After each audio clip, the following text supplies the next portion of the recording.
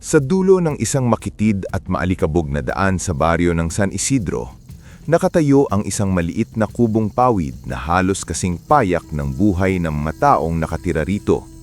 Dito nakatira si Katrina, kasama ang kanyang ama na si Mang Isko at ang kanyang inang si Aling Rosa. Hindi man marangya ang kanilang tahanan, malinis ito, tahimik at puno ng pag-aaruga. Ang sahig ay lupa lamang na maingat na pinapantay ni Aling Rosa tuwing umaga. Ang dingding ay yari sa kawayan na may ilang siwang na pinapasukan ng hangin sa gabi. At ang bubong ay may mga tagang kailangang saluhin ng planggana kapag malakas ang ulan, kung sakaling umulan-ga. Si Katrina ay ipinanganak na may pilay sa kaliwang paa. Mula bata pa siya ay natutunan na siyang tanggapin na ang mundo para sa kanya ay may dagdag na hirap sa bawat hakbang. Hindi siya makatakbo ng mabilis, hindi siya makapaglaro ng gaya ng ibang bata, at madalas nahuhuli siya sa halos lahat ng bagay na nangangailaman ng bilis. Gayunpaman, hindi natuyot ang kabaitan sa puso niya. Mapagbigay siya, magalang at palangiti. Madalas sabihin ni Aling Rosa na may mga batang ipinanganak na magaan ang loob kahit mabigat ang kapalaran, at si Katrina ay isa sa mga iyon. Tuwing madaling araw, nauna nang gumising si Mang Isko upang tingnan ang kanilang munting bukirin sa likod ng bahay. Dati, sapat ang ani nila upang hindi magutom. Nakapagtatanim siya ng gulay at kaunting palay at nakapagbebenta pa ng ilang bungkos sa palengke. Ngulit nitong mga nakaraang buwan, halos hindi na umulan sa baryo. Ang lupa ay nagsimulang bitak-bitak. Ang mga tanim ay naninilaw. Ang ilan ay nalalanta bago pa tuluyang mamulaklak. "Kaunti na lang talaga ang bigas natin," sabi ni Aling Rosa isang umaga habang sumasandok ng lugaw sa 3 mangkok. "Kapag hindi bumuti ang ani sa linggong ito, kailangan na naman nating mangutang." "Susubukan ko makabenta ng natitira pang sitaw mamaya," sagot ni Mang Isko, bagamat halatang pagod ang tinig nito. Tahimik na kumain si Katrina. Ayaw niyang marinig ng kanyang mga magulang ang pag-ungol ng tiyan niya. Hindi siya nagrereklamo sa kaunting pagkain. Sanay na siya, ngunit ang nakikitang pagod sa mukha ni Mang Isko at ang patagong alala-alala sa mata ni Aling Rosa ang higit na nagpapabigat sa kanya. Pagkatapos kumain, inabot ni Aling Rosa ang baon niya, 2 pandesal na binalot sa lumang panyo. "Pasensya ka na anak, ito lang ang naihanda ko." "Opo inay, marami na po ito," sagot ni Katrina kahit alam niyang hindi siya mabubusog hanggang hapon. Pumasok siya sa paaralan ng gaya ng dati, may bahagyang kirot sa paa at mas mabigat na kaba sa dibdib. Sa daan pa lang papunta sa silid-aralan, naririnig na niya ang mga pabulong at pigil na halakhak ng ilang kaklase. Sanay na siya sa mga titik, sanay na siya sa mga salitang ibinubulong, ngunit sinisiguradong maririnig niya. "Oh, parating na si Pilay," sabi ng isang batang lalaki. "Dahan-dahan kayo, baka maunahan pa tayo bukas," dagdag ng isa pa. Nagtawa na ng ilan. Hindi na lumingon si Katrina. Pinili niyang magpatuloy hanggang makarating sa kanyang upuan sa likod na bahagi ng silid. Ngunit hindi pa man nagsisimula ang klase, may maliliit ng piraso ng papel na inihahagis sa kanyang mesa. Ang isa ay may nakasulat na, "Bakit ka pa nag-aaral kung hirap kang lumakad?" Mabilis niya itong itinupi at itinago. Ayaw niyang makita ng iba na nasasaktan siya, kahit totoo namang bawat salita ay tila tinutusok ang loob niya. Pinakamadalas sa panunukso sa kanya si Brenda, isang batang may malakas na loob dahil napaliligiran ng mga kakamping mahilig din mang-api. Kapag nakikita si Katrina sa pasilyo, ginagaya nito ang pilay niyang hakbang. Kapag may pagkakataon, sinasabuyan niya ito ng alikabok o tinatabig ang bag niya. May mga kaklase rin na hindi naman direktang nangang-api, ngunit nanonood lamang at tumatawa. At ang hindi tumatawa ay karaniwang tahimik, ayaw makisangkot. Pagsapit ng reses, umupo si Katrina sa paborito niyang sulok sa tabi ng bintana at inilabas ang 2 pandesal. Bago pa niya makagat ang isa, mabilis na lumapit si Brenda at inagaw ito. "Akin to," sabi nito. At bago pa makapagsalita si Katrina, inagaw naman ng isa pang kaklase ang pangalawa. "Ako sa isa." Nagtawanan silang 3 habang kinakain ang taning baon niya. Kumalam ang tiyan Katrina, ngunit mas masakit ang pakiramdam na wala man lang ni isang lumapit para sumaway sa kanila. Hindi rin siya makasumbong. Alam niyang uuwi lamang siya sa bahay na mas mabigat ang dibdib at mas lalang mababaliwala ang kanyang mga magulang. Uwian na nang nangyari ang isa pang hindi niya malilimutan. Habang nabababa siya sa hagdan, may bumangga sa kanya mula sa likod. Malakas ang pagkakabangga kaya muntik na siyang mawalan ng balanse. Mabuti na lamang ay nakahawak siya sa relis. Nang lingon niya kung sino ang tumulak, nakita niya si Brenda at ang kanyang mga kasama na nagpipigil ng tawa. "Ay, sorry," sabi ni Brenda, ngunit halatang sinadya iyon. Dahan-dahan bumaba si Katrina. Iniinda ang kirot sa paa at ang bigat sa dibdib. Habang naglalakad pa uwi, tila mas mainit ang araw kaysa dati at mas mahaba ang daan. Ngulit pagdating niya sa bahay, hindi pa rin niya sinabi ang totoo. Nadatnan niya si Mang Isko na nakaupo sa tapat ng kubo at nakatanaw sa bukirin na unti-unti nang sumusuko sa tagtuyot. "Pakisuyo nga ang tabo, anak. Titingnan ko kung may natitira pang tubig sa drum." "Opo, itay." Habang inaabot niya ang tabo, napansin ni Aling Rosa ang pamumutla niya. "Hindi mo ba nakain ang baon mo?" Sandaling natigilan si Katrina bago sumagot. "Nakain ko naman po." Hindi na siya pinilitan ni Aling Rosa, ngunit hindi rin nawala ang pag-aalala sa mukha nito. Kinagabihan, sabaw at kaunting kanin lamang ang kanilang hapunan. Habang kumakain, paminsan-minsan ay sumusulip si Mang Isko sa bukirin, parang umaasa pa ring baka may maawa sa kanila at magpadala ng ulan. Si Aling Rosa namay tahimik na nagdarasal bago ang bawat subo, at si Katrina, kahit gutom at pagod, ay pinipilit ngumiti upang hindi na lalong mabaliwala ang kanyang mga magulang. Pagkatapos maglipit, lumabas siya sa may pintuan ng kubo at tumingala sa malinaw na langit. Walang ni isang ulap, walang ni isang palatangdaang didilig ang langit sa kanilang lupain. Nguit pinikit pa rin niya ang mga mata at bumulong. "Kahit hindi na po para sa akin, sana po para kay na inay at itay. Sana po ay matulungan niyo kami. Sana po ay umulan." Hindi siya nakatanggap ng sagot. Walang kulog, walang ambon, walang himala sa gabing iyon. Ngunit may isang kapangyarihang tahimik na nakinig sa batang marunong humingi, hindi para sa sarili, kundi para sa mga taong pinakamamahal niya. Mas maaga kaysa dati nagising si Katrina kinabukasan, hindi dahil sapat ang tulog niya, kundi dahil muling narinig niya ang mahinang pag-uusap ng kanyang mga magulang. Mula sa kanyang banig, ramdam niya ang bigat sa boses ni Aling Rosa at ang pilit na katatagan sa mga sagot ni Mang Isko. Hindi man malinaw lahat ng salita, sapat na ang tono upang malaman niyang pera at pagkain na naman ang laman ng usapan. Pagbangon niya, nadatnan niya ang kanyang ina na naghahanda ng baon. Isang pandesal at maliit na boteng kalahati lang ang laman na tubig.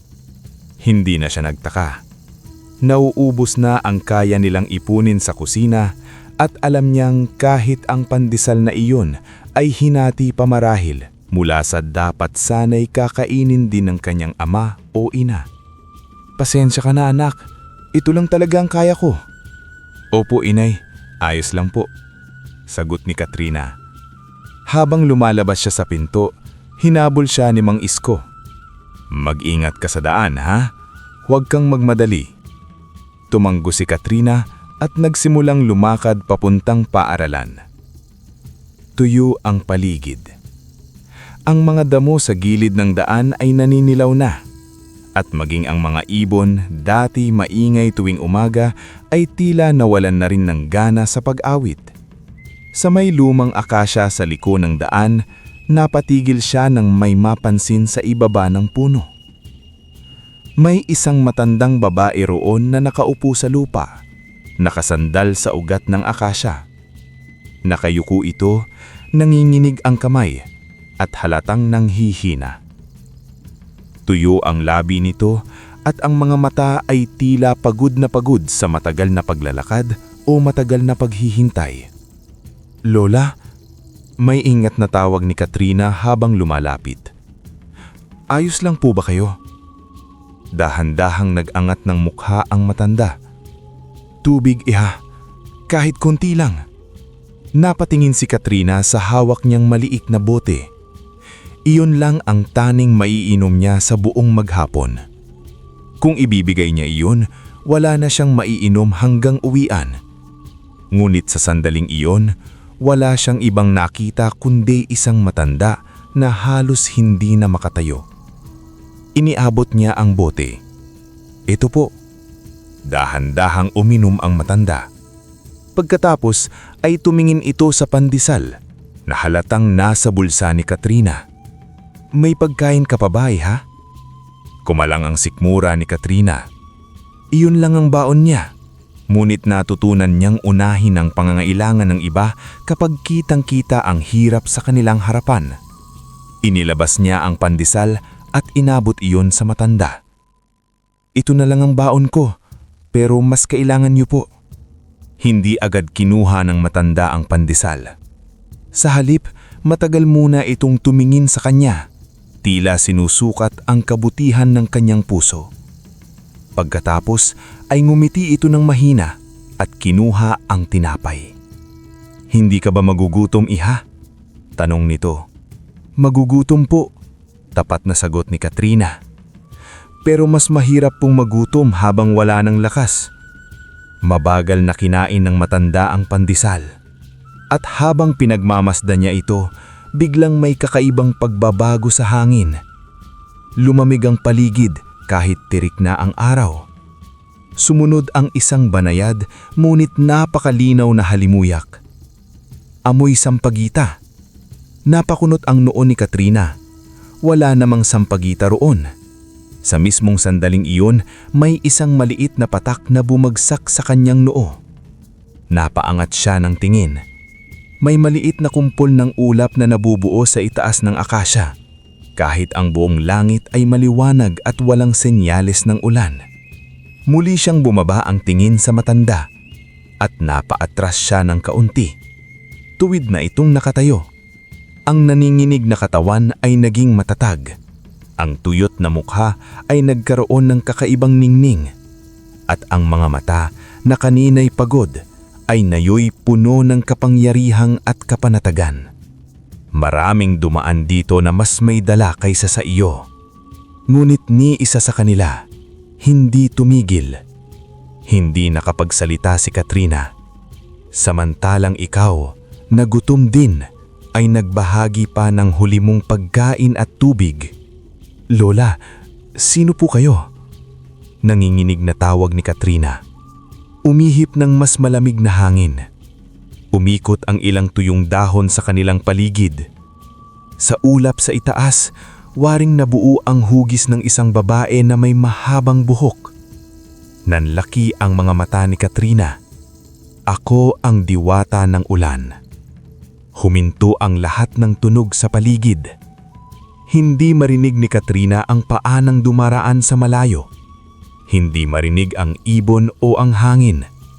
Tanging tibok lamang ng puso niya ang naririnig niya. Makinig ka, Katrina. Hindi ko aalisin ang lahat ng sakit sa buhay mo. Ngunit hindi kita hahayaang mag-isa sa mga unos na hindi mo kasalanan. Napapikit si Katrina. Kapag may panganib, maaamoy mo ang sampagita. Kapag may darating na pagsubok, may patak ng ulan na babagsak sa iyong noo. At kapag kailangan mong alalahanin na hindi kang mag-isa, tumingla ka sa ulap. Bakit po ako? Bulhong ni Katrina. Dahil ang pusong marunong magbigay habang siya mismo ay kapos, ay pusong karapat-dapat pagpalain. Umihip muli ang hangin. Napapikit si Katrina. Nang dumilat siya, wala na ang matanda. Ang natira lamang ay ilang patak ng tubig sa tuyong lupa at ang halimuyak ng sampagitang unti-unting humihina. Nahuli siya sa pagpasok sa paaralan. Pinagalitan siya ng guro at hindi na siya nagpaliwanag. Ngulit sa buong maghapon, hindi niya maalis sa isip ang nangyari. Totoo ba iyon? Guni-guni lang ba dahil gutom siya? Hindi niya alam.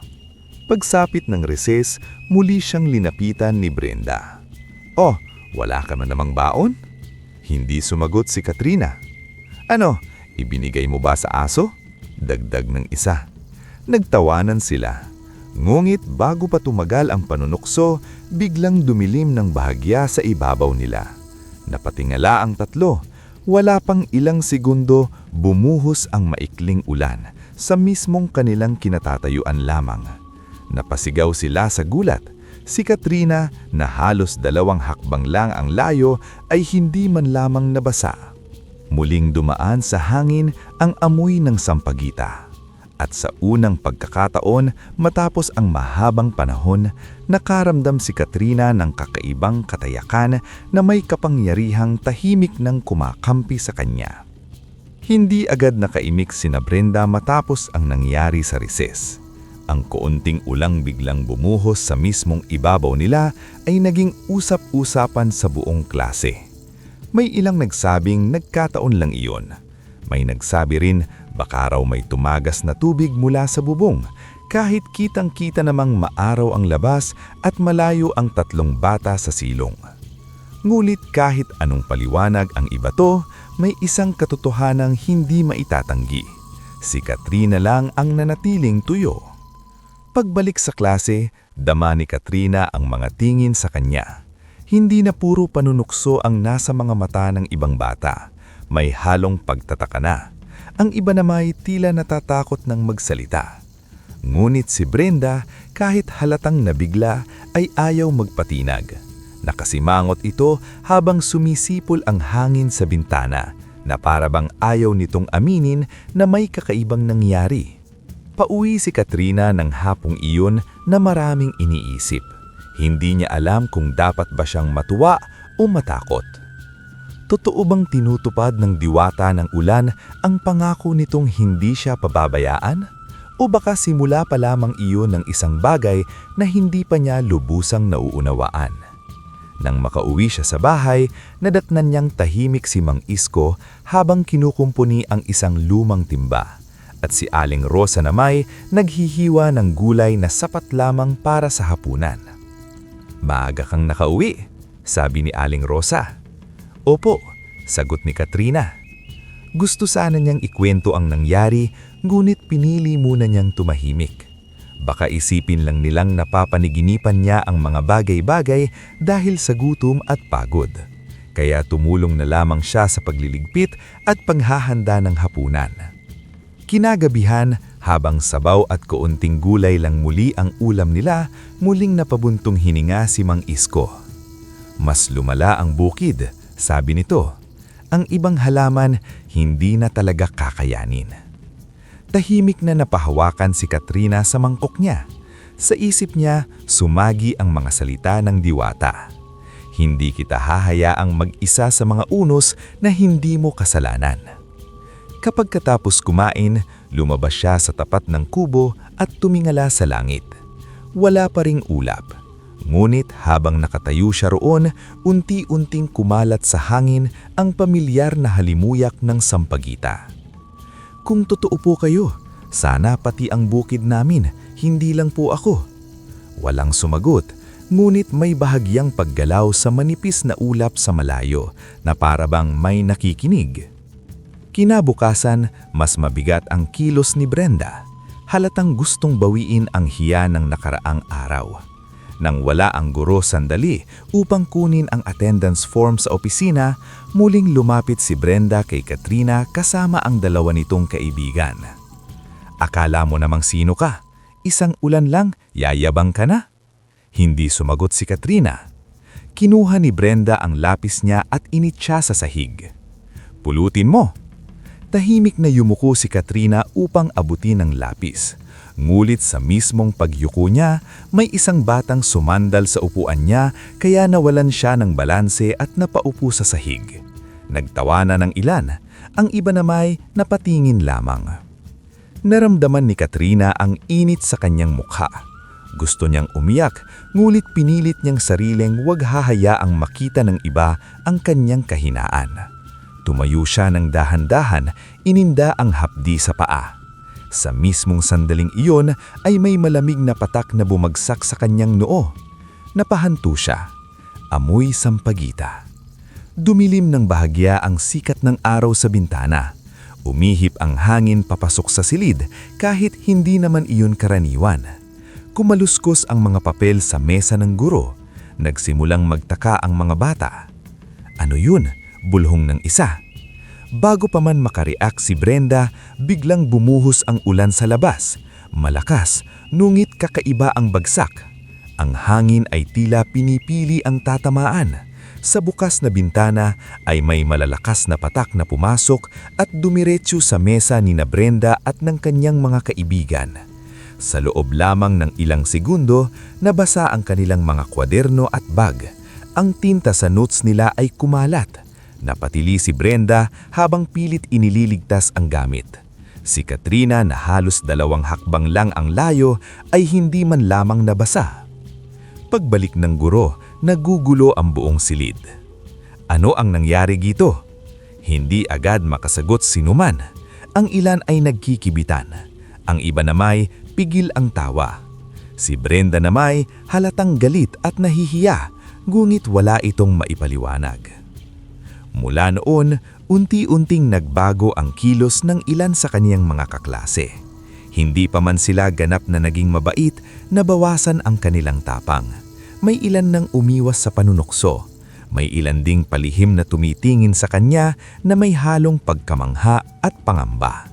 Para bang bigla silang natutong maniwala na hindi na basta nag-iisa si Katrina. Ngunit si Brenda ay hindi tipo ng batang madaling tumigil. Sa halip, lalo pa itong nainis. Isang hapon matapos ang klase, bigla nilang itinago ang bag ni Katrina.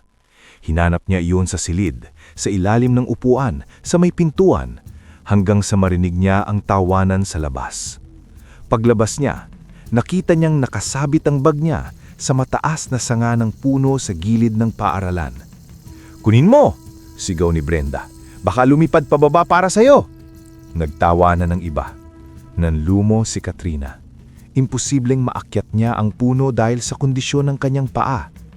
Huminga siya ng malalim at mariing pinigilan ang pagluha. Gusto niyang tumakbo palayo pero alam niyang hindi iyon sagot. At muli, dumaan ng amoy ng sampagita. Unti-unting kumilos ang mga sanga ng puno kahit wala namang malakas na hangin sa paligid. Umalog ang sanga kung saan nakasabit ang bag. Dahan-dahang kumawala ang pagkakasabit nito at sa halip na bumagsak ng diretso sa lupa, tila may humahawak na hangin na maingat itong ibinaba sa tapat mismo ni Katrina. Natahimik ang lahat. Walang kibo niyang pinulot ang bag. Walang yabang, walang tingin ng pagganti. Taning katahimikan lamang. Ngulit sa katahimikang iyon, may mas malaking puwersang naramdaman ng lahat.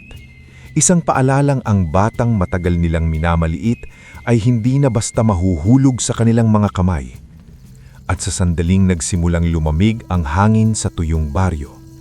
Hindi pa alam ni Katrina na ang tunay na himala ay hindi lamang para sa kanyang pagtatanggol, kundi para rin sa lupang unti-unti nang nalalapit sa pagkamatay. Sa mga sumunod na araw, lalo pang naramdaman ng buong baryo ang tindi ng tagtuyot. Ang mga kalabaw ay tila matamlay sa init. Ang mga tanim na palay sa karatig bukid ay naninilaw na bago pa tumaba ang mga butil. At sa halos bawat bahay, iisa ang usapan kung paanong baka wala nang maani sa darating na buwan. Sa bahay ni na Katrina, mas naging tahimik si Mang Isko. Maaga siyang umaalis upang tingnan ng bukid at gabi na kung minsan ay nasa pilapil pa rin siya, nakatanaw sa lupang dati nagbibigay sa kanila ng kabuhayan. Ang Aling Rosa na may lalo pang nagtitipid sa pagkain. Minsan, inuuna pa niyang pakainin ang mag-ama bago siya kumain. Napapansin niyo ni Katrina, ngulit hindi na niya ipinagpipilitan na maghati pa sila. Alam niyang pare-pareho lang silang nagkakasya sa kakapusan. Isang gabi, narinig ni Katrina ang tuguusap ng kanyang mga magulang habang nagpapanggap siyang tulog. Kapag tuluyang tumuyo ang tanim, baka kailangan na nating isanla ang natitira nating gamit, sabi ni Aling Rosa. Wala nang ang halos maisanla. Mahina mong mabigat ang sagot ni Mang Isko. At kahit may maisangla tayo, paano tayo makakabayad kung wala ring ani? Tahimik na tumulo ang luha ni Katrina sa kanyang banig. Pakiramdam niya'y napakaliit niya para makatulong. Sa paaralan, kailangan niyang tiisin ang pang-aapi. Sa bahay, kailangan niyang itago ang sariling lungkot upang hindi na mabigatan pa ang mga magulang niya. Ngunit kahit pagod na ang murang puso niya, hindi pa rin siya tumigil sa pagdarasal. Bago sumikat ang araw kinabukasan, nagising siya dahil sa kakaibang lamig ng hangin. Hindi iyong karaniwang simoy ng madaling araw. May kung anong sariwa rito na para bang may paggalaw ang paligid. Mabilis siyang bumangon at lumabas ng kubo. Paglabas niya, napahinto siya. Basa ang lupa. Hindi simpleng hamog lang, hindi manipis na dampi ng ambon. Talagang basa ang lupa sa paligid ng kanilang bukid. Ang mga dahon ng kanilang tanim ay may maliliit na patak ng tubig na kinikislap sa mahinang liwanag ng umaga. Ang mga halamang dati ay halos nakalalay na ay bahagyang nakatindig muli. At ang pinakamataka sa lahat, sa lagpas ng kanilang pilapil, ang lupa ng karatig bukid ay nananatiling bitak-bitak at tuyo. "Itay! Inay!" sigaw ni Katrina. Dali-daling lumabas si Mang Isko at Aling Rosa. Nang nakita nila ang bukid, kapwa silang napatigil. Mabilis na lumuhod si Mang Isko at hinawakan ng lupa. Malamig ito at basa. Totoo, hindi pa naginip, hindi guni-guni. Hindi umulan kagabi, bulong niya. "Pero basa ang lupa," sabi ni Aling Rosa na tila hindi makapaniwala. Maya-maya ay napansin nilang mas sariwa ang mga dahon ng sitaw, mas buhay ang kamatis, at maging ang mga halamang akala nilang mamamatay na ay tila muling huminga. Hindi man umulan ng lantaran sa buong araw, para bang may sarili silang ambon na dumawal habang sila'y natutulog. Napatitig si Katrina sa langit. Walang makapal na ulap, ngilit sa hangin, may mahina siyang naaamoy na sampagita. Sa mga sumunod na umaga, paulit-ulit na nangyari ang himala. Hindi man umulan ng lantaran sa buong araw, laging basa at malamig ang kanilang lupa tuwing pagbubukang liwanag. Dahan-dahang sumigla ang kanilang mga tanim. Naging matingkad ang mga dahon, dumami ang bulaklak ng kamatis, humaba ang sitaw, maging ang mga halamang akala nilang wala ng pag-asa ay muling nabuhay. "Parang may basbas ang lupa natin," sabi ni Aling Rosa habang namimitik ng unang magandang ani sa habang panahon. Hindi agad nakaimik si Mang Isko. Tumitig lamang ito sa bukid saka tumingla sa langit. "Salamat," mahinang sabi, bagamat hindi niya alam kung kanino talaga. Nang dalhin nila ang unang magandang pitas sa palengke, maraming nagtaka. Sa panahong karamihan ay kapos sa maibibenta, ang pamilya ni Katrina ang may sariwang gulay. Mabilis maubos ang kanilang tininda. Umuwi sila ng araw na iyon na may bigas, kaunting isda at kaunting dagdag na panggastos. Sa unang pagkakataon ng loob ng maraming linggo, may sigla sa mukha ni Aling Rosa na hindi pilit. "Makakapagluto ako ng mas maayos mamaya," masayang sabi nito. Nang gabing iyon, mas masarap ang kanilang hapunan hindi dahil marangya ito, kundi dahil may halong pag-asa ang bawat subo. Nakita ni Katrina ang pagbabago sa mga mata ng kanyang ama.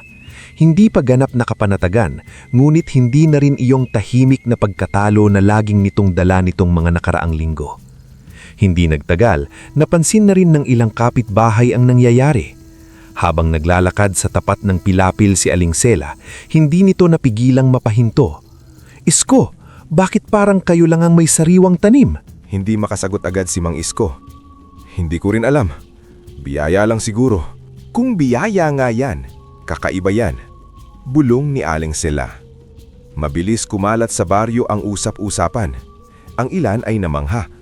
Ang ilan ay umasa na baka may paraan para mangyari rin sa kanilang lupa. Ngunit ang iba, lalo na ang mga sanay makipag-unahan sa pakinabang, ay hindi natuwa. Sa baryong pinahihirapan ng tagtuyot, ang lupang patuloy na dinidilig ng mahiwagang ambon ay madaling pagmulan ng inggit. At mula sa malayo, may isang pares ng matang matagal nang marunong mang-amoy ng pagkakataon ang nagsimulang tumingin sa lumalagong lupa ni Katrina, hindi nang may paghanga, kundi nang may pagnanasang maagaw ang biyayang hindi naman kanya. Sa bawat pagdaan ng mga araw, lalong gumaganda ang tubo ng mga tanim ni Mang Isko. Ang kanilang dating munting taniman ay naging tampok na usapan sa baryo. Habang ang karamihan ay pilit nagliligtas ng nalalantang halaman, ang bukid sa likod ng kubo ni Katrina ay unti-unting nagiging luntyan. Hindi ito marangya o napakalawak, ngunit sapat ang ganda nito upang mapansin ng lahat. Ang sitaw ay humahaba at kumakapal. Ang kamatis ay namumula ng maaga. Ang mga dahon ng talong ay makintab at ang lupa ay balaging may halumigmig na tila dinadalaw ng ambon tuwing walang nakatingin. Nakatulong ng malaki ang pagbabago sa kanilang kabuhayan. Mas madalas makapag-uwi ng gulay si Mang Isko. Si Aling Rosa ay nakapaglalako na rin sa palengke nang hindi kinakailangang mangutang muna ng paninda. Nakabili sila ng dagdag sako ng bigas at ilang gamit sa bahay na matagal nang sira.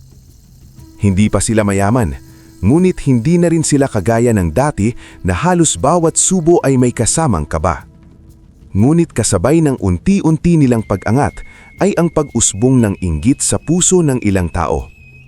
Pinakamatindi sa mga ito, si Kapitan Roman, ang pinuno ng baryo. Kilala siya sa pagiging magalang kapag may kaharap. Ngunit sa ilalim ng maayos na pananalita ay nakatago ang pagkamapag-imbot. Sanay siyang siya ang pinikikinggan. Sanay siyang siya ang unang nakikinabang sa bawat oportunidad sa baryo. Isang hapon, habang nagtatali si Mang Isko ng bagong pitas na gulay, may dumating na motorsiklo sa tapat ng kaniyang bukid. Bumaba roon si Kapitan Roman kasama ang dalawa niyang tauhan. Nakasuot siya ng malinis na polo at may dalang payong kahit hindi naman umuulan. "Magandang hapon, Mang Isko." Bati nito na may pilit na ngiti. "Magandang hapon din po, Kapitan." Sagot ni Mang Isko. Lumakad si Roman sa may pilapil at pinagmamasdan ang mga tanim. "Maganda ang tubo ng gulay niyo. Sa gitna ng tagtuyot, kayo lang yata ang ganito kasariwa. Pinagpapala lang siguro." May ingat na sabi ni Mang Isko. Napangiti si Roman, ngulit malamig ang tingin nito. "Magandang biyayang ganyan. Sayang kung maliit lang ang hawak." Lumabas si Katrina mula sa kubo na may dalang tubig para sa kanyang ama. Pagkakita pa lamang niya sa kapitan, bigla siyang nakaramdam ng kakaibang lamig sa hangin. Kasunod niyon ang pamilyar na amoy ng sampagita. Dahan-dahang tumulo ang isang malamig na patak sa kanyang noo. Napahigpit niya ang hawak sa baso. "May problema ba, iha?" Tanong ni Roman nang napansing nakatingala siya sa langit. "Wala po." Mahinang sagot. Ngunit sa kaibuturan ng loob niya, alam niyang may babala sa mga palatandaang iyon. "Iniisip ko lang," pagpatuloy ng kapitan habang inililibot ang tingin sa bukid. "Kung maisasama ang lupa niyo sa mas malaking proyekto ng baryo, baka mas lalo pang lumaki ang pakinabang. Ako na ang bahalang mamahala. Magiging mas maayos, mas organisado." Napakunot noo si Mang Isko. "Proyekto po ng baryo?" "Oo, parang kooperatiba. Mas mabuti kung pagsasamahin ng mga mabubungang lupa. Siyempre, may kapalit na kabayaran naman sa inyo." "Pag-iisipan po namin," tugon ni Mang Isko. Tumawa ng mahina si Roman. Sana nga, ang oportunidad hindi palaging bumabalik. Pag-alis ng kapitan, hindi makapali si Katrina. "Itay," sabi niya nang mag-isa na lang sila sa bukid. Parang hindi maganda ang pakay niya. "Baka gusto lang tumulong," sabi ni Mang Isko, biyang at halagang hindi rin kumbinsido sa sarili niyang sagot. "Naamoy ko po ang sampagita." Napatingin si Mang Isko. Hindi niya alam ang kabuuang detalye ng nakatadpo ni Katrina sa daan, ngulit alam niyang ilang beses nang may kakaibang nangyari tuwing may panganib sa paligid ng anak niya. Mula nung simulang sumigla ang bukid, hindi niya tuluyang binabaliwala ang mga sinasabi ni Katrina. "Mag-iingat tayo," tiyang nasabi niya. Mula noon, nagsimula ang dahan-dahang panggigipit.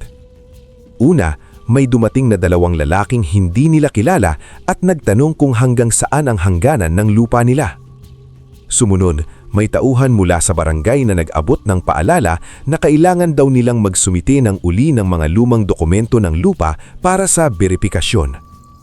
Isang gabi, may narinig pa silang mga yapag sa labas ng pilapil na parang may sumusukat sa dilim. Bakit ngayon lang nila hinahanapan ng dokumento ang lupa natin? Tanong ni Aling Rosa habang nagmamangha sa hawak na papel. Dahil may interes na sila. Mas lalo pang bumigat ang pakiramdam ni Katrina. Sa paaralan, kahit nabawasan na ang tapang ni Brenda, hindi pa rin lubusang nawawala ang pagod niya sa pang-araw-araw na pakikibaka. At sa bahay, may bago na namang banta na hindi niya kayang takasan. Isang gabi, habang tahimik na kumakain ng pamilya, may malakas na katok sa pintuan. Pagbukas ni Mang Isko, bumungad ang isa sa mga tauhan ni Kapitan Roman. Pinapatawag ka bukas sa barangay hall. May usapin tungkol sa lupang sinasaka ninyo. Anong usapin? Malalaman mo bukas. Pagkaalis ng tauhan, lalong naging tahimik ang kanilang kubo. Naramdaman ni Katrina ang paninikip ng dibdib ni Aling Rosa kahit hindi ito umiimik. Si Mang Isko na may tila pinipilit manatiling matatag, ngunit halata sa kanyang mga balikat ang bigat ng iniisip. Kinagabihan, bago matulog, lumabas si Katrina sa may pintuan at tumingala sa langit. Nandoon muli ang amoy ng sampagita, mas malinaw kaysa dati. Hindi pa umuulan, ngunit may manipis na mga ulap na dahan-dahang nagtitipon sa malayo. At sa kanyang murang puso, lalong luminaw ang pakiamdam na ang susunod na unos ay hindi na lamang tungkol sa panunukso sa paaralan. Papalapit na ito sa mismong lupang pinanghahawakan ng kanilang pamilya para mabuhay.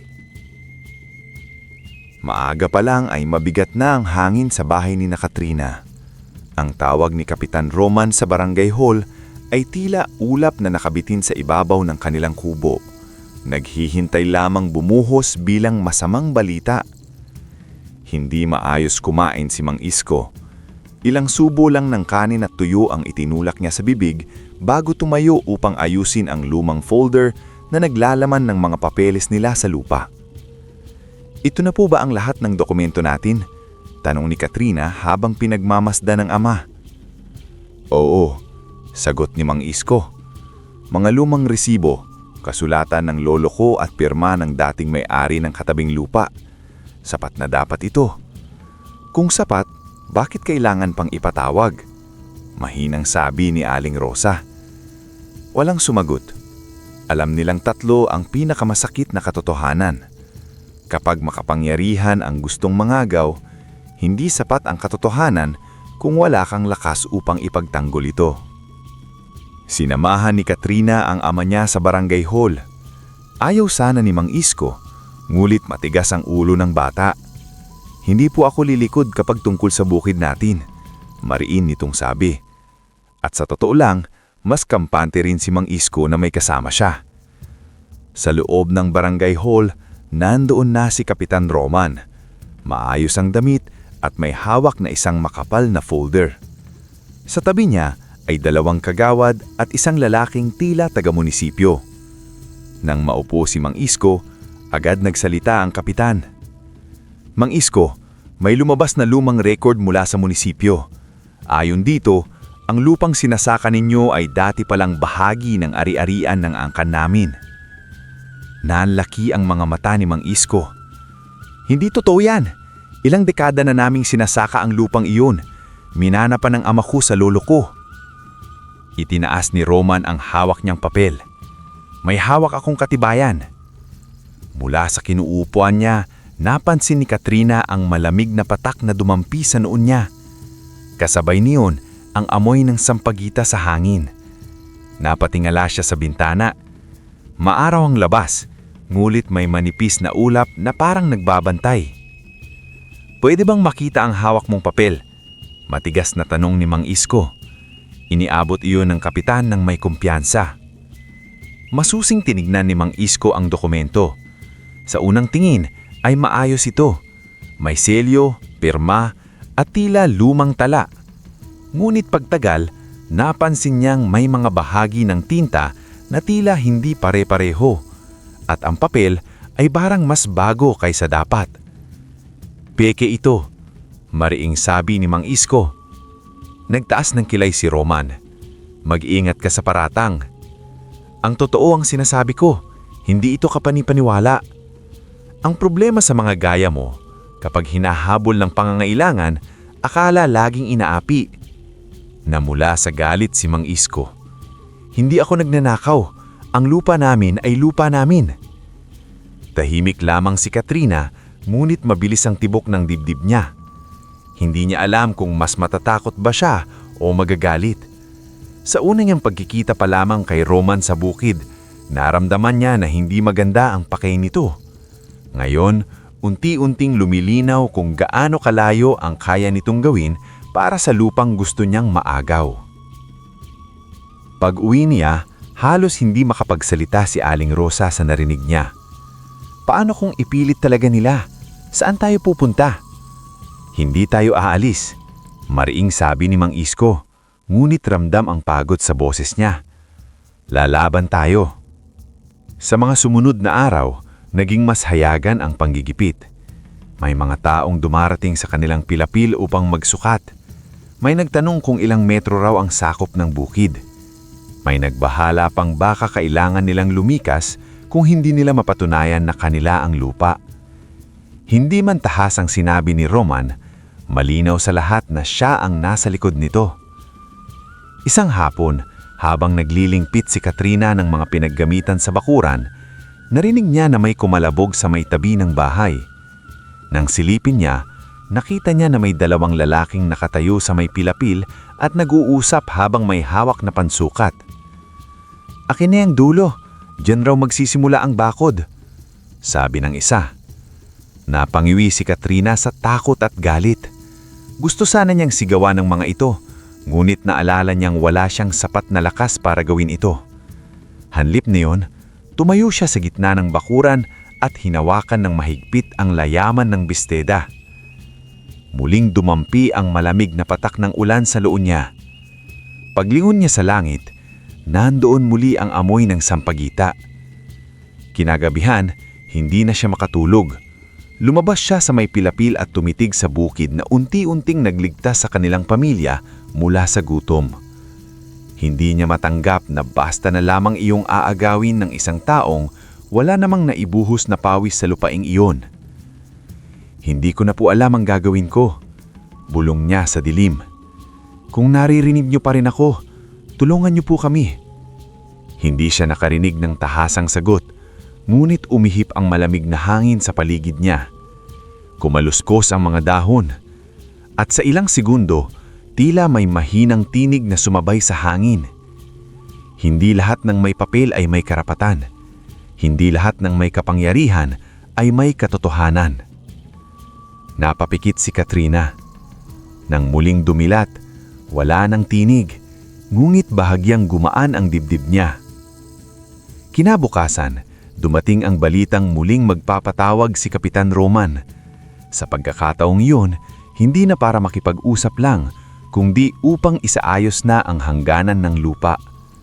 Iniintindihan ito ng lahat. Naghahanda ng umagaw ang kapitan. At habang dahan-dahang pinupuno ng panganib ang katahimikan ng baryo, naramdaman ni Katrina na malapit na ang sandaling mismong ang langit ang magpapakita kung kanino tunay na kinakampihan ang lupa. Dumating ang araw na kinatatakutan ng pamilya ni Katrina. Mula pa madaling araw, mabigat na ang hangin. Walang ulan, ngunit may kakaibang lamig na dumadampi sa balat kahit maliwanag ang sikat ng araw. Habang naghahanda si Aling Rosa ng payak na almusal, halos hindi siya makatingin ng diretsyo kay Mang Isko. "Baka pwede pang makiusap," mahina niyang sabi. Umiling si Mang Isko. Kapag alam ng taong mali siya at may balak pa ring ituloy, hindi awa ang uunahin niya. Nakatayo si Katrina sa gilid ng pinto. Tahimik na nakikinig. Nasa tabi ng kanyang dibdib ang kabog ng takot, Ngunit mas matindi roon ang pakiramdam na may dapat siyang harapin kasama ng mga magulang niya. Ayaw sana ni Aling Rosa na sumama siya sa bukid, ngunit mariin siyang tumanggi. "Hindi po pwedeng kayo lang ang nandyan," sabi niya. "Bukid din po natin ito." Bandang tanghali, dumating si Kapitan Roman kasama ng 4 na tauhan. 2 lalaking may dalang mga tulos at martilyo at isang pulis na tila isinama lamang upang magmukhang legal ang lahat ng kanilang gagawin. May hawak na folder ang kapitan at ang yabang sa kanyang paglalakad ay tila hindi niya man lang itinago. "Mang Isko," tawag niya ng malakas. "Huling pagkakataon na ito, umalis kayo ng maayos para hindi na humaba pa ang usapan." Lumabas si Mang Isko mula sa harap ng kubo. Hawak ang lumang folder ng tunay nilang mga dokumento. "Hindi kami aalis. Wala kang karapatang kunin ang lupang hindi sayo." May hawak akong papeles. Peking papeles! Namula ang mukha ni Roman ngunit agad niyang pinigilan ang galit. "Sige, kung ayaw niyong makisama, kasalanan niyo kung ano man ang mangyari." Ikinaway niya ang kanyang kamay sa kanyang mga tauhan. "Simulan niyo na." Lumakit ang mga lalaki sa gilid ng pilapil at nagsimulang magmarka ng lugar kung saan nila itatayo ang bakod. Bawat bagsak ng martilyo sa kahoy na tulos ay parang tumatama sa dibdib ni Katrina. Naroon si Aling Rosa, nanginginig ang kamay habang pinipigilan ang sariling sumigaw. Si Mang Isko naman ay galit na galit ngunit pilit pinipigilan ang sarili dahil alam niyang gusto lamang ni Roman ng dahilan para palalain ang gulo. Sa mismong sandaling iyon, dumampi ang malamig na patak ng ulan sa noon ni Katrina. Napaangat ang mukha niya. Wala pa ring makapal na ulap, ngunit unti-unting dumidilim ang langit sa ibabaw ng kanilang bukid. Naamoy niya ang sampagita, mas malinaw at mas matindi kaysa dati. "Tumigil kayo!" bigla niyang sabi. Napatingin sa kanya ang mga tauhan saka nagtawanan. "Anong gagawin mo, Pilay?" pangungutya ng isa. Hindi siya sumagot, nakatingala lang siya. Sa paligid, ang hangin ay nagsimulang umikot. Lumipad ang alikabok at tuyong dahon sa gilid ng pilapil. Napatingin din ang ilang kapitbahay na nagsimulang magtipon sa di kalayuan. "Bilis, ituloy niyo!" sigaw ni Kapitan Roman. Muling pinukpok ang tulos. Kumidlat. Napaatras ang ilan sa lakas ng tunog. Kasunod noon, bumuhos ang ulan. Malalaki, mabibigat na patak na tila ibinagsak ng langit ng sabay-sabay. Ngunit hindi iyon ulan sa buong baryo. Sa paligid lamang ni Kapitan Roman at ng mga tauhan niya bumuhos ang malakas na ulan. Ang kabilang bahagi ng kalsada ay nananatiling tuyo. Maging ang kubo ni Katrina ay hindi gaanong nabasa. Ang mismong lugar lamang kung saan pilit nilang anaangkin ng lupa ang linunod ng unos. "Anong kababalaghang ito?" sigaw ng pulis habang nagtatakip ng ulo. Ang putik ay mabilis na kumapit sa paa ng mga tauhan. Ang mga tulos ay isa-isang bumigay. Ang mga lubid ay napigtas. Ang hawak na folder ni Kapitan Roman ay dumulas sa kanyang kamay at bumagsak sa putik. Nang pilitin niyang iyong pulutin, bigla siyang nadulas at tuluyang bumulagta sa basa at madulas na lupa. May mga taong napahalakhak sa gilid, ngunit agad ding natahimik nang may umalingaw-ngaw na tinig na hindi galing sa kahit sino sa naroon. Ang lupaing ito ay hindi para sa kasakiman. Nanlaki ang mga mata ng lahat, maging si Katrina ay napahawak sa dibdib. Narinig na niya ang tinig ng diwisa noon, ngunit ngayon ay mas malakas, mas malawak, at parang pumupuno ng bupong langit. Ang dinilig ng pawis at kabutihan ay hindi maaangkin ng kasinungalingan. Nayukundo si Roman sa takot. "Sino ka?" sigaw niya, nanginginig. Sa kabilang sigaw niyang iyon, humagupit ang malakas na hangin sa hawak niyang mga papel. Lumipad ang ilang pahina at dumikit sa putik. Sa isang dokumentong tumilapik, Kitang-kita ng mga tao ang tinta na kumalat at ang bahaging halos na bago pa ang tinta. "Peke!" sigaw ng isang kagawad na naroon. "Peking dokumento yan!" sigaw ng isa pang nakakita. Nagsimulang mag-usap ang mga tao. Ang pulis na kasama ni Roman ay umurong ng bahagya at tumingin dito ng may pagdududa. Sa gitna ng ulan, itinapat ni Mang Isko ang tunay nilang mga dokumento sa mga nanunood. Kakaiba dahil sa kabila ng malakas na buhos, hindi gaanong nabasa ang hawak niyang papel. Parang may ihip ng hangin na pumuprotekta rito. "Ito ang totoo," sigaw ni Mang Isko. "Ito ang lupa namin." Isa-isang lumapit ang mga taong gustong makakita. Kinumpirma ng mga matatanda sa baryo ang lumang lagda at ang tunay na petsa. Hindi na nakatayo ng maayos si Kapitan Roman. Ang yabang sa mukha nito ay napalitan ng takot at kahihiyan. At sa unang pagkakataon, nakita ng buong baryo kung paanong ang isang kapangyarihang hindi nabibili ng pera at hindi natitinag ng posisyon ay kayang humadlang sa kamay ng mapang-abuso. Hindi na kailangang ipaliwanag pa ng pamilya ni Katrina ang nangyari sa araw na iyon. Mismong ang mga mata ng baryo ang nakasaksi sa pambihirang ulan, sa pagbagsak ng mga tulos, sa pagkapunit ng peking dokumento, at sa pagyuko ni Kapitan Roman sa putikan.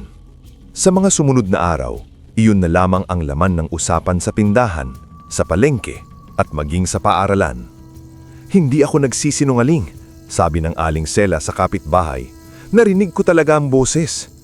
"Ako rin," sagot ng isa, "parang mula sa langit." Hindi ordinaryo ang batang yun. Kakaiba ang tagabantay ni Katrina. Mabilis kumalat ang linyang iyon sa buong baryo. Kahit ang mga batang hindi naman direktang nakakita sa insidente, ay narinig iyon mula sa kanilang mga magulang. At sa bawat pag-uulit ng mga salitang iyon, parang unti-unting nababawasan ang tapang ng mga taong mahilig mang-api. Pagpasok ni Katrina sa paaralan matapos ang nangyari, ibang-iba ang pakiramdam. Naroon pa rin ang mga pabulong, ngunit hindi na iyon puro panunukso. May halong takot, pagkamangha at pag-iingat. Si Brenda, na dating pinakamalakas ang boses sa pang-aalaska, ay hindi man lang makatingin ng diretsyo kay Katrina. Sa reses, habang tahimik na kumakain si Katrina ng baon niyang may kaunting pritong itlog, isang bagay na matagal din niyang hindi natikman sa paaralan, may isang anino ang huminto sa tapat niya. Pagtingala niya, nakita niya si Leia, isang kaklasing hindi naman nangunguna sa pang-aapi, ngulit hindi rin kailanman pumigil sa mga bully. "Pwede ba akong umupo?" tanong nito. "Oo," sagot ni Katrina. Umupo si Leia sa tabi niya at matagal na hindi nagsalita. Maya-maya, huminga ito ng malalim. "Pasensya ka na." Napalingon si Katrina. "Para saan?" "Kasi alam kong mali sila loon, pero hindi kita tinulungan." Tahimik si Katrina. Matagal niya ring hinintay na may isang kaklaseng magsabi na yun. Hindi man ito mababawi ang sakit ng nakaraan, may kakaibang ginhawang hatid ang simpleng pag-aamin. "Salamat," sabi na lang niya. Unti-unting nagbago ang pakikitungo ng mga kaklase niya sa kanya. Hindi naman siya biglang naging sentro ng barkada, ngulit hindi na rin siya basta-basta tinitignan bilang laruan ng panunukso. May ilan nang tumutulong kapag nahuhulog ang gamit niya. May ilan nang hindi tumatawa kapag siya'y nahihirapan. At higit sa lahat, may mga batang nagsimulang matutong umiwas sa kalupitan. Dahil natakot man sila sa hiwaga, matuto rin silang mahiya dahil sa pagkakita ng kababalaghan.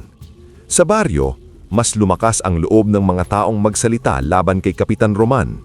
Ilang linggo matapos ang insidente, kumalat ang balitang iniimbestigahan siya sa munisipyo dahil sa paggamit ng peking dokumento at panggigipit sa isang pamilyang magsasaka. Maging ang mga dating sunod-sunuran sa kanya ay nagsimulang umiwas. Ang dating napakalakas na kapitan ay unti-unting nawalan ng pwesto sa baryo. Samantala, mas lalo pang umunlad ang bukid ni Mang Isko. Nakapagtabi sila mang puhunan para sa mas raming binhi. Nakabili sila ng karagdagang gamit sa pagsasaka. Si Aling Rosa ay nakapagsimulang magbenta ng sarili nilang gulay sa maliit na pwesto sa palengke. Si Mang Isko namay muling natutong ngumiti ng may gaang sa mata.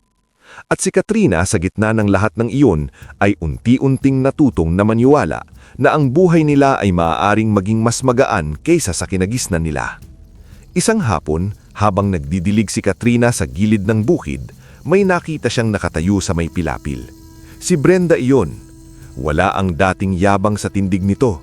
Tahimik lang ito, nakayuko at halatang nahihirapang magsalita. "May kailangan ka ba?" tanong ni Katrina. Matagal bago sumagot si Brenda. Magsusori sana ako." Hindi agad nakasabot si Katrina. "Hindi lang doon sa ulan, kundi sa lahat. Sa pagkuha ng baon mo, sa pagtawa, sa pagtulak, sa lahat." Naramdaman ni Katrina ang pagbalik ng mga alaala, ngulit iba ang dating nito ngayon. Hindi na siya kasing talim ng dati. Masakit pa rin, oo, pero hindi na siya lubusang hawak ng sakit. "Tapos na yon," sabi niya. Umiling si Brenda. "Hindi pa para sa akin." Tahimik ang hangin sa pagitan nila. Walang amoy ng sampagita, walang patak ng ulan sa noo ni Katrina. Maaaring hindi kailangan ng diwata sa sandaling iyon. Maaaring may mga pagkakataong kailangan niyang mismong pumili kung paanong haharapin ang nakaraan. Kung gusto mong magbago, simulan mo sa pagiging mabuti sa iba. Tumagna si Brenda at bago ito umalis ay tila gumaan ng kaunti ang balikat nito. Sa mga sumunod na buwan, mas lumawak ang paggalang ng baryo kay Katrina at sa kanyang pamilya. Hindi dahil sa takot lamang, kundi dahil nakita ng mga tao na kabila sa hiwaga at biyayang dumarating sa kanila ay hindi pa rin naging mayabang ang pamilya. Tahimik pa rin si Mang Isko, maawain pa rin si Aling Rosa, at si Katrina kahit alam niyang may tagabantay siyang higit sa tao ay hindi kailanman ginamit iyon upang mang-api pabalik. At sa murang gulang na iyon, natutunan na niya ang isang bagay na hindi lahat ng matatanda ay nauunawaan. Ang tunay na lakas ay hindi ipinagmamalaki. Tahimik lamang itong nananatili, gaya ng ulap na handang bumuhos kapag ang kawalang katarungan ay umabot na sa sukdulan. Lumipas ang mga taon na tila dahan-dahang ambon sa tuyong lupa, hindi marahas, ngulit sapat upang baguhin ang anyo ng buhay. Hindi na batang paslit si Katrina. Lumaki siyang may parehong pilay sa paa, ngulit hindi na siya ang batang laging nakayuko sa hiya. Mas maayos na ang kanyang paglakad dahil sa paggamot na unti-unti nilang naipundar mula sa pag-unlad ng bukid. Hindi man tuluyang nawala ang kanyang pilay, hindi na iyon naging tanikala sa kanyang mga pangarap. Mas lalo pang lumawak ang bukirini ng Mang Isko at Aling Rosa. Nakapagpatayo sila ng mas matibay na bahay kapalit ng dati nilang kubong, madaling pasukin ng tagas. Ang dating maliit na taniman ay nadagdagan pa ng isa pang bahagi ng lupa na nabili nila mula sa tapat na bukirin dati pinabayaan ng may-ari. Nakatayo na rin sa gilid ng kanilang lupain ang isang maliit na bodega at isang payak na rice mill na ginagamit hindi lamang ng kanilang pamilya kundi pati ng ibang magsasaka sa baryo. Hindi dumating ang kanilang pag-angat sa isang iglap, hindi bumuhos ang kayamanan mula sa langit, ang dumating sa kanila ay mas tahimik, nguit mas matibay, masaganang ani, magandang pangalan at pagtitiwala ng mga tao.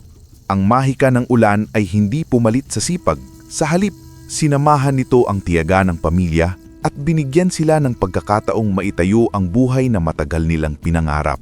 Isang umaga, habang binibilang ni Katrina ang mga sako ng palay na ihahatid sa bodega, may 3 aninong tumigil sa tapat ng gate. Pagtingin niya, nanikip ang dibdib niya sa pagkakakilala sa mga mukha.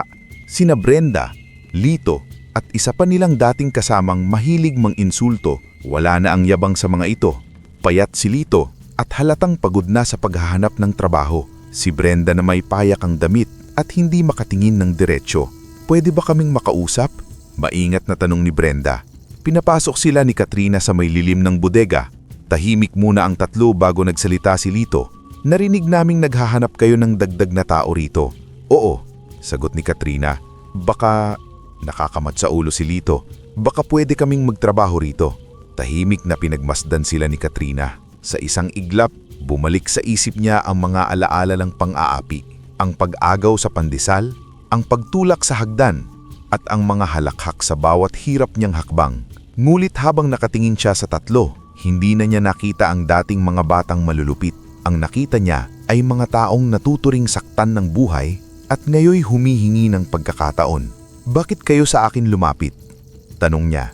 Dahan-dahang napayuko si Brenda dahil alam naming hindi kagaya ng dati naming inakala at dahil alam naming hindi ka mapang-api. Matagal bago sumagot si Katrina. May kondisyon ako. Agad silang tumingala. Kung magtatrabaho kayo rito, walang pangmamaliit sa kapwa, walang panlalamang, at walang gagawa sa iba ang ginawa ninyong sa akin noon. Oo, mabilis na sabi ni Lito. Tumanggo rin si Brenda. Opo, kung ganun, subukan natin. Halos hindi makapaniwala ang tatlo. Hindi sila tinanggap ni Katrina dahil nakalimutan na niya ang sakit. Tinanggap niya sila dahil ayaw niyang ang dating sugat ang magdikta sa klase ng tao na magiging siya habang buhay. Sa desisyong iyon, mas lalo siyang tumibay. Hindi roon nagtapos ang pagbabago sa kanyang buhay. Habang lumalawak ang kanilang kabuhayan, may isa pang pangarap na sumibol sa puso niya. Hindi niya malilimutan ang batang siya noon. Gutom, may pilay, at laging pinagtatawanan. Kaya nagsimula siyang magtabi ng bahagi ng kita mula sa bukid at rice mill upang bumuo ng maliit na scholarship para sa mga batang may kapansanan at mga batang kapos na kapos, ngunit gustong mag-aral. Tinulungan din niyang maipagawa ang maliit na irigasyon sa gilid ng baryo upang ang mga karatig bukid ay hindi na rin muling malanta gaya ng naranasan ni Mang Isko noong panahon ng matinding tagtuyot. Hindi ba masyadong malaki ang plano? Tanong minsan ni Aling Rosa. Malaki po. Pero minsan din po tayong tinulungan ng higit sa inaasahan natin, ngumiti si Mang Isko. Kung biyaya ang natanggap natin, tama lang na maging biyaya rin tayo sa iba. Sa unang taon ng kanilang scholarship, 3 bata ang natulungan nila. Isa roon ay batang nakasaklay. Nang makita iyon ni Katrina, tila bumalik ang sarili niyang nakaraan sa harap niya. Hindi niya napigilan ang mamasa ang mga mata, ngulit hindi iyon luha ng sakit. Luha iyon ng pagkilala na lahat ng pinagdaanan niya ay may bunga palang mas malaki kaysa sa sarili niyang pag-angat. Isang hapon, habang pinagmamasdan niya ang bagong tanim sa bukid at ang maliliit na batang naglalaro sa tabi ng irigasyon, may malamig na patak ng ulan na dumampi sa kanyang noo. Napangiti siya agad. Kasunod niyon ang pamilyar na halimayog ng sampagita. Dahan-dahan siyang tumingala. Sa buhaw na langit ay may manipis na ulap na tila may anyo ng isang babaeng may mahabang buhok. Walang takot na dumaan sa dibdib niya. Wala ring pagkalito. Tanging payapang pasasalamat lamang. Salamat po. Mahina niyang sabi. Hindi na niya kailangang marinig ang tinig ng diwata upang maintindihan ang paalala. Nasa bawat ambon iyon, sa bawat mabungang ani, sa bawat batang natutulungan, at sa bawat pusong natututong hindi gumanti sa sakit. Ang ulan na minsang naging pagtatanggol niya ay naging paalala na may mga biyayang hindi dapat sarilihin. Sa paglubog ng araw, tinanaw ni Katrina ang lawak ng lupa na minsang gustong agawin ng kasakiman. Ngayoy luntian iyon, puno ng buhay at napapaligiran ng mga taong nagtatrabahong marangal. Naroon si Mang Isko, sumisili ang bagong tanim. Naroon si Aling Rosa, abala sa paglilista ng mga ihahatid sa palengke. Naroon din ang mga dating nang aapi sa kanya, ngayoy tahimik na mga manggagawang marunong ng rumispeto. At sa gitna ng lahat, malinaw sa puso ni Katrina ang katotohanan. Hindi siya umangat dahil sa galit. Hindi siya yumaman dahil sa paghihiginti. Umangat siya dahil pinili niyang manatiling mabuti kahit binigyan siya ng mundo ng maraming dahilan upang tumigas. Sa bawat mahinang ambon na dumarampi sa kanilang bukid at sa bawat samyo ng sampagita na dumadalaw ng walang pinanggagalingan, nananatiling buhay ang paalala na may mga batang minamaliit ng tao, ngunit lihim namang minamahal ng langit.